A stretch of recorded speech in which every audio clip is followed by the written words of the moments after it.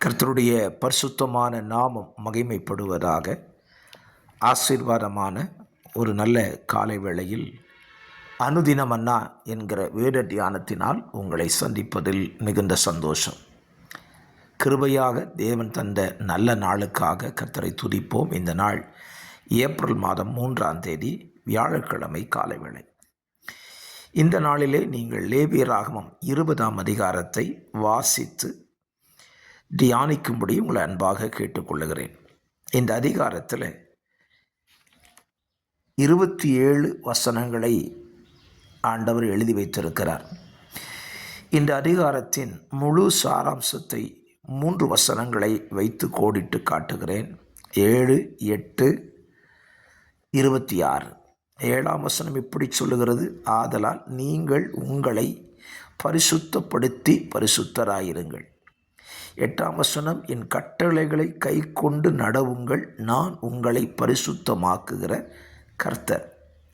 26: கர்த்தராகிய நான் பரிசுத்தராய் இருக்கிறபடியால் நீங்களும் எனக்கேற்ற பரிசுத்தவான்களாய் இருப்பீர்களாக. நீங்கள் என்னுடையவர்களாய் இருக்கும்படி உங்களை மற்ற ஜனங்களை விட்டு பிரித்தெடுத்தேன் என்று சொல்லுகிறார். இந்த 3 வசனத்தின் பின்னணியில் தான் இந்த அதிகாரம் அமைந்திருக்கிறது. ஆண்டவர் நம்மிடத்தில் சொல்லுகிற வார்த்தை என்ன?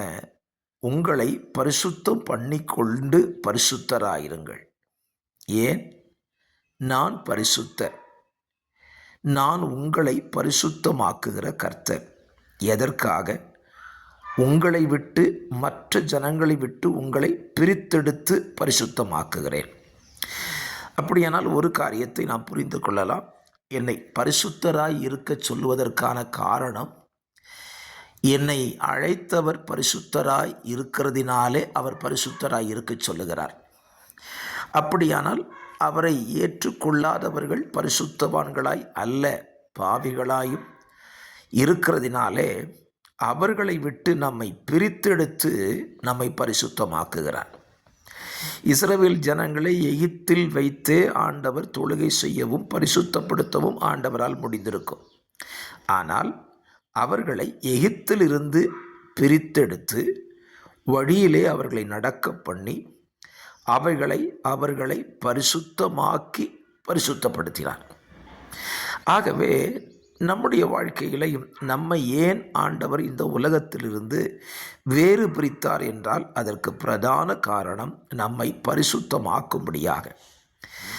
ஆகவே பரிசுத்தமாக்கும்படி அழைக்கப்பட்ட நம்ம வாழ்க்கையில் பரிசுத்தத்துக்கு அடுத்தவைகளில் நாம் முன்னேறவில்லை என்றால் நாம் அழைக்கப்பட்ட நோக்கம் தவறிவிடுகிறது. ஆகவே இந்த காலவெளியிலையும் உங்களையும் என்னையும் ஆண்டவர் பிரித்தெடுத்தார் என்கிறதை மறந்துவிட வேண்டாம். எதற்காக பிரித்தெடுத்தார்? பரிசுத்தவான்களாய் இருக்கும்படியாக, பரிசுத்தர்களாய் இருக்கும்படியாக பிரித்தெடுத்தார். இஸ்ரவேல் ஜனங்களுடைய வாழ்க்கையில் நீங்கள் பார்க்கும்போது அவங்கள பிரித்தெடுத்தது பரிசுத்தத்துக்காக. ஆனால் அவர்களில் பாவம் பிரவேசித்து விட்டது. ஆகவே அவர்களை சிட்சித்து அழித்து விட்டார். ஆனால் இந்த காலங்களிலேயோ நாம் பரிசுத்தத்தை விட்டு விலகும் பொழுது நம்மை சிட்சித்து திருத்தி மறுபடியும் அவருடைய பிள்ளைகளாக மாற்றுகிறார். நம்மை அழித்து விடுகிறது இல்லை. பழைய ஏற்பாட்டிலே பரிசுத்த குலைச்சல் காண்பித்த பொழுது அவர்களை கல்லெறியுண்டும் அறுப்புண்டும் ஜனத்தில் இராதபடிக்கும் அழிக்க வேண்டும் என்று சொன்னார். ஆனால் புதிய ஏற்பாட்டிலே பரிசுத்த குலைச்சலை காண்பிக்கிறவர்களுக்கு சிக்ஷையை கொடுத்து திருத்தி மறுபடியும் தம்முடையவர்களாக அவர்களை மாற்றுகிறார். இதுதான் பழைய ஏற்பாட்டு பரிசுத்தத்திற்கும் புதிய ஏற்பாட்டு பரிசுத்தத்துக்கும் உள்ள வித்தியாசம். ஆகவே என்னை கேட்கிற அருமையான கர்த்தருடைய பிள்ளைகளே, இந்த காலவேளையிலேயும் ஒருவேளை பரிசுத்தத்துக்காக அழைக்கப்பட்ட நீங்கள் பரிசுத்தத்தை விட்டு விலகி இருப்பீர்களானால் தேவன் உங்களை பரிசுத்தப்படுத்த சொல்லுகிறார். பரிசுத்தப்படுத்தி கொள்ளுங்கள், பரிசுத்தராயிருங்கள், அவரும் உங்களை பரிசுத்தமாக்குவார். ஏனென்றால் நாம் நம்மை பரிசுத்தப்படுத்துவதற்கும் அவர் நம்மை பரிசுத்தப்படுத்துவதற்கு வித்தியாசம் இருக்கிறது. ஆகவே அவர் நம்மை பரிசுத்தப்படுத்த விட்டு கொடுப்போம். நம்மை சுத்தப்படுத்தி அவருடையவர்களாய் இருக்கும்படிக்காகவே தேவன் நம்மை என்ன செய்வாராக? சுத்திகரிப்பாராக. ஆகவே தெரிந்து கொண்ட நோக்கத்தை மாத்திரம் புரிந்து கொள்ளுங்கள். இந்த அதிகாரத்தில் இது மாத்திரம்தான் இருக்கிறது நினைக்க வேண்டாம். நீங்கள் தியானிக்கும் பொழுது உங்களோடு கூட கர்த்தர் பேசலாம். ஆகவே இன்றைக்கு லேவியராகமம் 20ஆம் அதிகாரத்தை வாசித்து தியானித்து அதில் சொல்லப்பட்டவைகளுக்கு உங்களை கீழ்ப்படுத்தி கொள்ளுங்கள். அப்பொழுது உங்களுக்கு அது ஆசீர்வாதமாக இருக்கும். ஆமேனா? ஜெபிக்கலாம். பரிசுத்த பிதாவே, நல்ல ஒரு காலை வேளையை தந்தீர், நல்ல தியானத்தை தந்தீர்.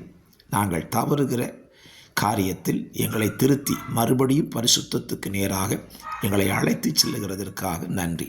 தகப்பனே, உம்முடைய வார்த்தையை தொடர்ந்து மகிமைப்படுத்தும் இயேசு இரட்சகர் நாமத்தில் இந்த நாளின் காலையை பகற்காலத்தை உம்முடைய கரத்தில் ஒப்பு கொடுத்து ஆசீர்வாதத்தோடு இந்த நாளை துவங்க உதவி செய்யும். இரட்சகராம் இயேசுவின் நாமத்தில் ஜெபிக்கிறேன். ஜெபம் கேளும் நல்ல பிதாவே. ஆமேன், ஆமேன்.